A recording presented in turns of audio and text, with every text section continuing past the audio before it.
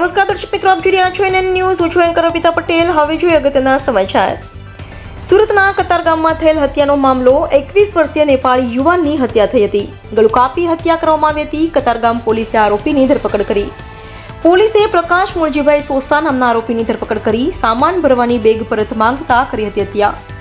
મૃતક સરોજ બેરાની બેગ આરોપી પ્રકાશ લઈ ગયો હતો, જે બેગ પરત માંગતા ઝઘડો અને બોલાચાલી થઈ હતી. પકડાયેલા આરોપી ગુનાહિત ઇતિહાસ ધરાવે છે. આરોપી 2 દિવસ પહેલા જ જેલમાંથી જામીન મુક્ત થઈ બહાર આવ્યો હતો. NN news Surat. દર્શક મિત્રો, NN ન્યૂઝને લાઇક, શેર, સબસ્ક્રાઇબ કરો, બેલ આઇકન પ્રેસ કરો, જેથી આપને નોટિફિકેશન્સ મળતી રહે.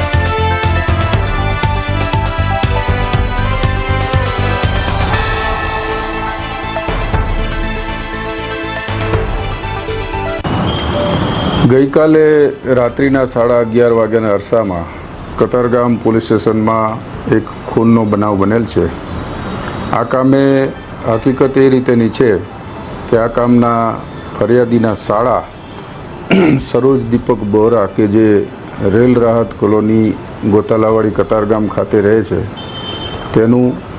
તેની બાજુમાં રહેતા પ્રકાશ મૂળજી સોસા નામના આરોપીએ તેની કપડાની બેગ પોતે બહારગામ જવાનો હોય લઈ જવા માટે તેના કપડાં ખાલી કરી લઈ ગયેલ. તે બેગ પાછી લેવા જતાં થયેલ બોલાચાલીમાં તેને ગળાના ભાગે ચપ્પુ મારી દઈ ગંભીર ઈજા પહોંચાડી તેનું મોત નિપજાવતા ઉપરોક્ત ફરિયાદ જાહેર થઈ જ છે.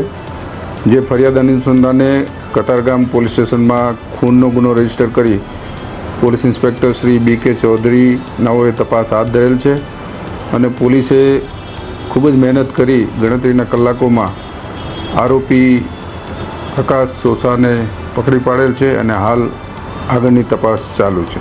સર, આરોપીનો કોઈ ગુનાહિત ઇતિહાસ છે? કોણ છે આરોપી અને આ બંનેના સંપર્કમાં કઈ રીતના આવ્યો? આરોપી જે છે એનો કતારગામ પોલીસ સ્ટેશનમાં ગુનાહિત ઇતિહાસ છે.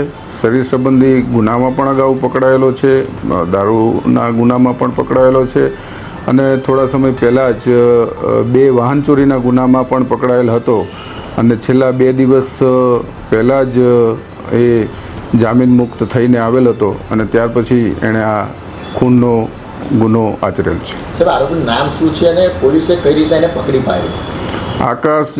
આરોપી જે છે એ પ્રકાશ મૂળજી સોસા, જે મૂળ અમરેલી જિલ્લાનો રહેવાસી છે અને પોલીસની જુદી જુદી ટીમો બનાવી અને CCTV સર્વેલન્સની મદદથી અને હ્યુમન ઇન્ટેલિજન્સની મદદથી આરોપીને પકડી પાડેલ છે.